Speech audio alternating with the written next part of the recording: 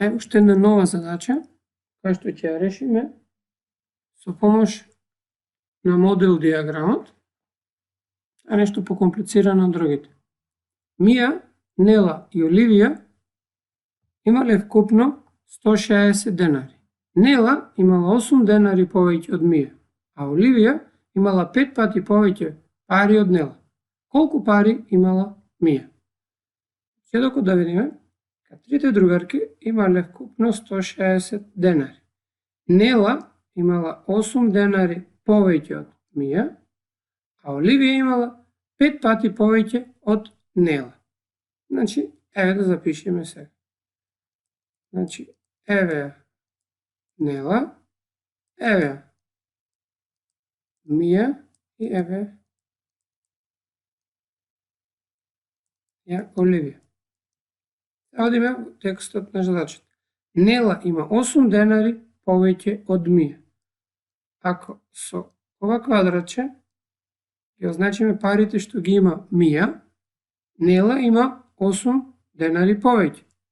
Че таа ги има парите од Мија и уште еден мал правоаголник што ни ги представува 8 денари повеќе.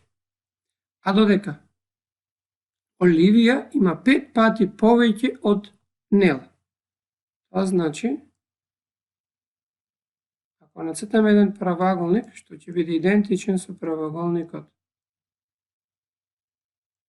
на Нела, и сега треба да нацртаме вакви 5 правоаголници. Еве, вториот, третиот, четвртиот, петтиот. Идентичен правоаголник. Знаеме дека трите другарки имале заедно 160 денари. Ако кај Мија, да се испрекинат, доцртаме делот, што е разликата помеѓу парите на Мија и Нела, забележаме дека ние имаме вкупно колку идентични правоаголници. 1, 2, 3, 4, 5. Ова е од Нела 6 и ова е едниот овдека 7. Но треба да се внимава дека од делот за Мија ги немаме 8 денари. А затоа, ако ги додадеме тие 8 денари во вкупната сума на пари, ќе добиеме 1, 2, 3, 4, 5, 6, 7 делови. Односно, делиме со 7. Тоа значи дека 168 поделено со 7.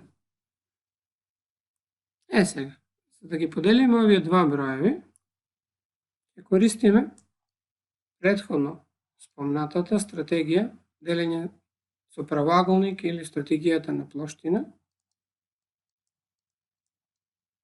7 во 1 не може, 7 во 16 е 2, пишуваме над позицијата десетки, значи 20, 140, кои ќе ги одземиме се 28, бројот 28 се пренесува, 7 во 28 е 4, немаме остаток. Значи количникот е 24. Тоа значи дека секое делче представува 24 денари. Видите, задачата ни се бараше колку пари имала Мија, значи Мија, целото делче е 24 минус 8, 16 денари.